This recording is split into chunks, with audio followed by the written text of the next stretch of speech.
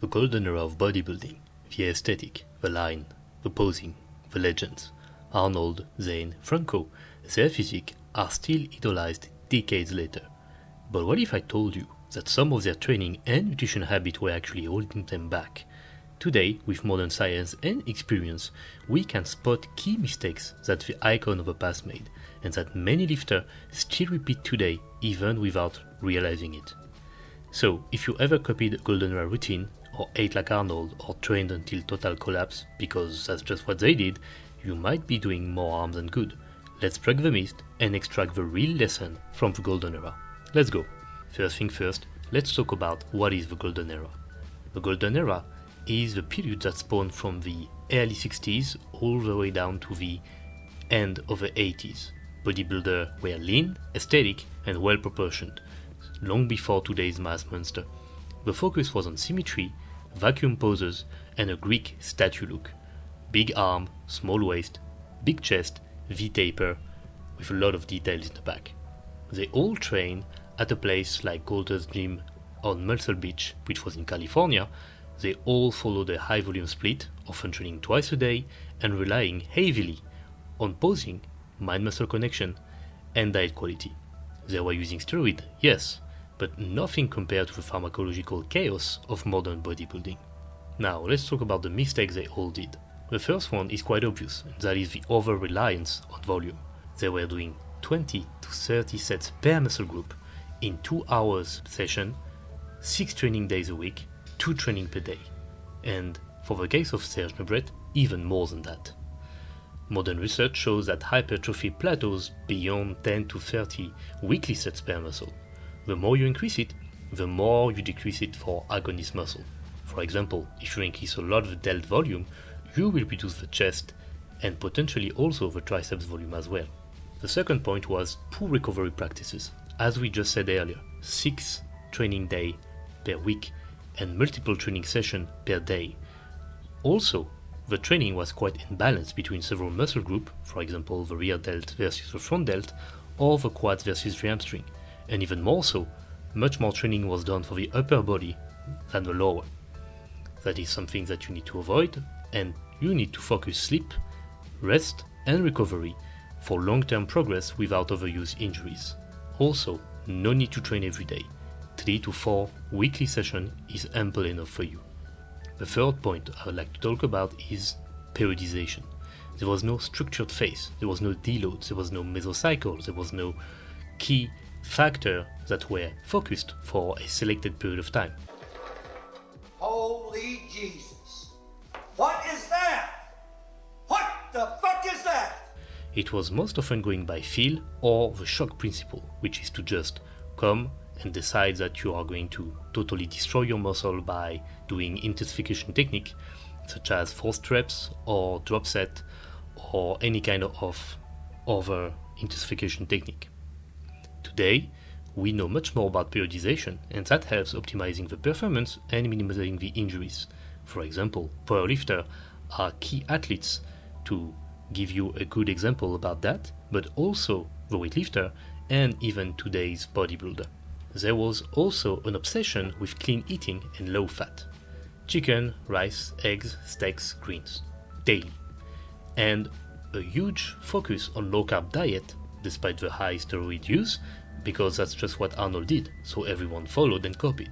A good example that goes against it is Mike Mentzer, who researched the subject and then talked about it with Tom Platz, which then tested out a high carb, low fat diet and immediately saw improvement. Remember guys, as natural, fat is critical for hormone production and proper health, so do not go low fat without making sure that you're going to stay healthy. Speaking of diet, there was also a lot of confusion with supplement. They were using glandular extracts, liver tabs, booger yeast, and there was little to no understanding regarding creatine, vitamins, electrolyte, etc.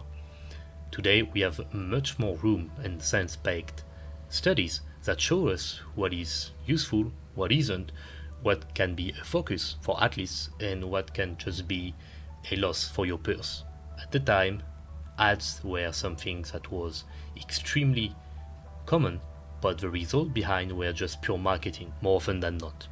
Coming back to the exercise, we can talk about dangerous or even inefficient exercise. The first things that comes to mind are straight arm flies and rounded back rows.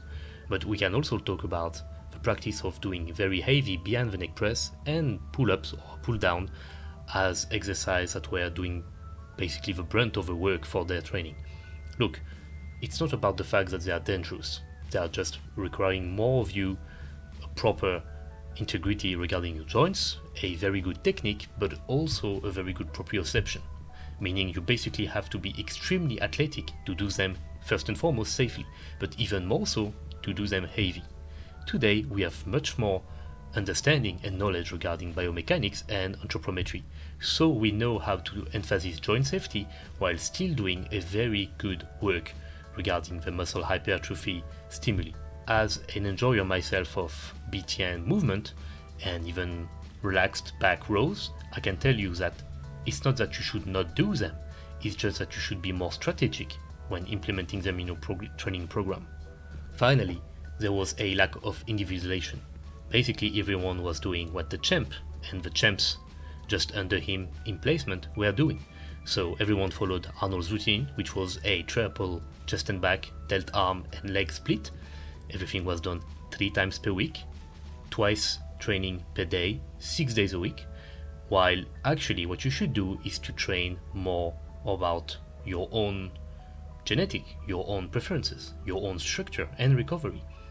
Taking again Tom Platt's example, he was much better doing 4 training weekly, but doing absolutely intense and ridiculous training performance rather than sandbagging and doing a shit ton of volume, such as for example Serge Lebret, which was basically training half the day every day.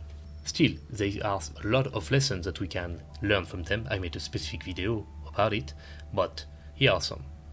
Consistency with years of dedication to the sport. They were truly focused and deep into the sport. They really loved the sport and were doing it for the love of it, not for any other specific reason. There was also a lot of focus onto the posing practice. They were understanding that it is key for you, as you can have the best body, but if you do not know how to present it, well, there is no point actually. So they would make sure to have enhanced control and connection with their body to make sure to display it the best they could. Furthermore, there was an aesthetic focus.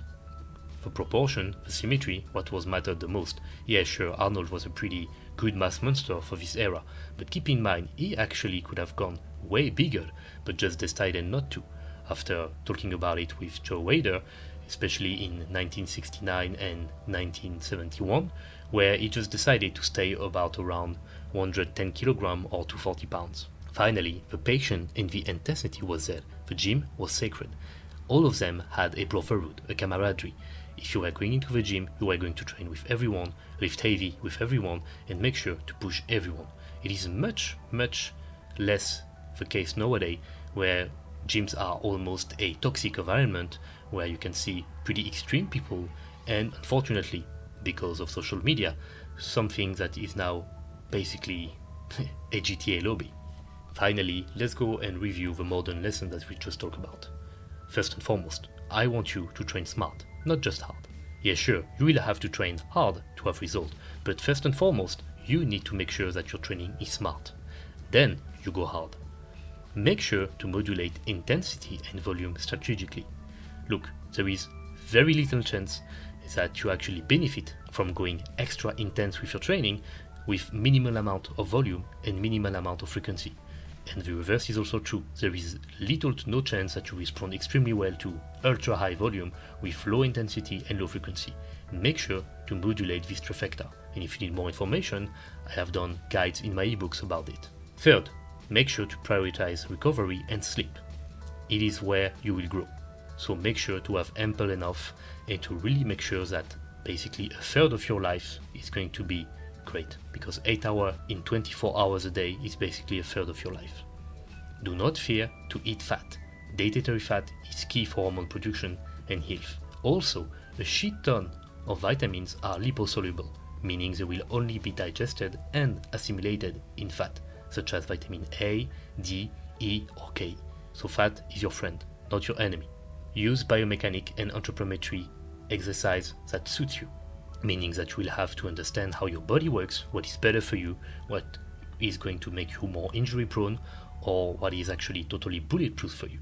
And finally, customize your training to your individual needs and goal. Remember, training is supposed to be fun for you, so make sure it is fun for you. To conclude, the golden era was beautiful, but not perfect. We can admire the physique, the dedication, the mindset, the era, but we also need to evolve beyond their mistakes. Respect the past, but train with the future in mind. Thank you for watching. Drop a comment, like, share, subscribe, and I'll see you very soon. Take care, bye bye, and keep it classic.